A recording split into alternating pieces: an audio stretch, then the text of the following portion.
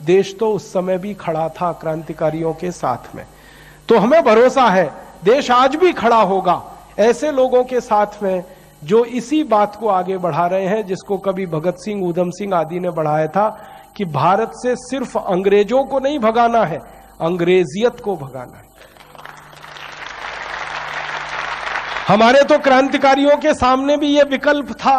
अंग्रेजों ने, आपको मालूम है, ऑफर किया था कि ये जो सत्ता चल रही है इसमें हमारे साथ शामिल हो जाओ, तुम भी लूटो हम भी लूटें। सारे क्रांतिकारियों ने साफ मना किया था कि इस लूट की व्यवस्था में हमें शामिल नहीं होना, हमें संपूर्ण आजादी चाहिए, संपूर्ण स्वराज्य चाहिए। और जिस क्रांतिकारी ने यह बात सबसे पहले कही थी ना, उन्हीं का नाम था नेताजी सुभाष चंद्र बोस। आपको मालूम है उनके जीवन की विडंबना क्या थी? उनको आईसीएस की नौकरी में सेलेक्ट होना पड़ा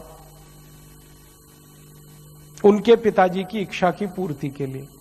पिताजी चाहते थे कि बेटा मेरा कलेक्टर बने, और बेटे को बार बार वो ताना मारते थे कि तू बन नहीं सकता, तेरी होशियारी कम है, तेरे पास तैयारी नहीं है, इसलिए बहाना बनाता रहता है। तो बेटे ने अपनी पात्रता सिद्ध करने के लिए परीक्षा दी आईसीएस की, और उस जमाने में आईसीएस की परीक्षा देने के लिए 4-4 साल लोग पढ़ाई करते थे। नेताजी सुभाष चंद्र बोस ने सिर्फ 7 महीने पढ़ाई की थी, और उतनी पढ़ाई में उन्होंने आईसीएस के टॉपर की लिस्ट में 4थी पोजीशन पाई थी। उस जमाने में आईसीएस टॉप करना किसी भारतीय लड़के के लिए तो संभव ही नहीं था, क्योंकि अंग्रेज टॉप किया करते थे उस परीक्षा में। वो पहले भारतीय व्यक्ति थे जिनको 4था स्थान मिला टॉपर लिस्ट में।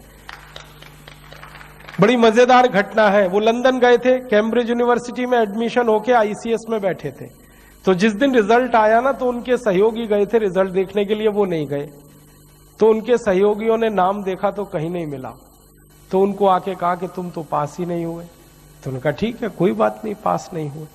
शाम को सेक्रेटरी आया, ब्रिटिश गवर्नमेंट के एक डिपार्टमेंट का सेक्रेटरी आया कि तुम्हारा नाम पास होने वालों में नहीं है, टॉपर वाली लिस्ट में है, और वो लिस्ट अभी तक लगी नहीं। अब सुभाष चंद्र बोस को दुविधा हो गई कि मैं तो आईसीएस हो गया, अब मुझे कलेक्टर होना पड़ेगा, कलेक्टर माने लूटना पड़ेगा, लूट का कुछ हिस्सा अंग्रेजों को देना पड़ेगा। तो उनके मन में यह घमासान शुरू हुआ कि मैं इस लूट में शामिल हो जाऊं या लूट की व्यवस्था के बाहर निकलकर देश के लिए काम करूं। अंत में उनके दिल ने कहा कि तुमको तो लूट में शामिल होना नहीं है, क्योंकि तुम्हारा जन्म इसके लिए हुआ नहीं है। उन्होंने नौकरी को रिजाइन किया। जब उन्होंने इस्तीफा लिखा था तो ब्रिटिश सिस्टम में हड़कंप मच गया था, क्योंकि भारत में कई लड़के पहले आईसीएस बन चुके थे, किसी में हिम्मत नहीं हुई थी इस्तीफा देने की। उन्होंने दिया, और इस्तीफे में जब उन्होंने लिखा तो यही लिखा था कि इस तंत्र में मैं शामिल इसलिए नहीं हो सकता कि मेरी भारत माता की लूट के लिए ये तंत्र बना है, और मैं मेरे देश को लूटूं ये मेरा दिल मुझे गवाही नहीं देता, मैं इसलिए छोड़ रहा हूं। रिजाइन किया, बोरिया बिस्तर समेट के भारत वापस आ गए। पिताजी के दिल पर वज्रपात हो गया कि बेटे ने आईसीएस को लात मार दी। तो बेटे ने पिता को समझाया कि इस नौकरी में तो मैं लात ही मारूंगा हर बार, जब तक भारत को लूटने की व्यवस्था ये करेगा तंत्र, तब तक मैं इसमें शामिल नहीं हो सकता। इसलिए आईसीएस को छोड़ा, और जैसे आईसीएस छोड़ी उन्होंने, तो सारा देश उनके लिए खड़ा हो गया। जब वो लंदन से वापस आए थे ना, उस समय पानी के जहाज चला करते थे, बंबई में उतरे थे। जो हुजूम बंबई में निकला था, गजब के लोग थे वो। तो उन्होंने उसी दिन कह दिया था कि अब तो भारत आजाद हो जाएगा। क्यों?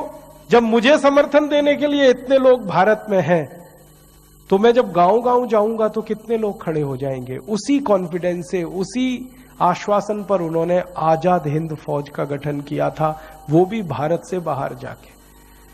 और जब फौज बनाई थी तो माताओं ने अपने मंगल सूत्र उतार के उनको दान किए थे।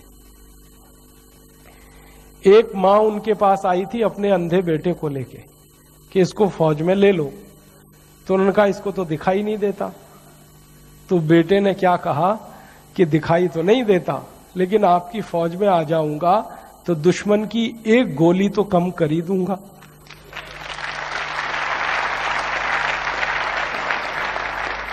ऐसा उत्साह, इतना समर्थन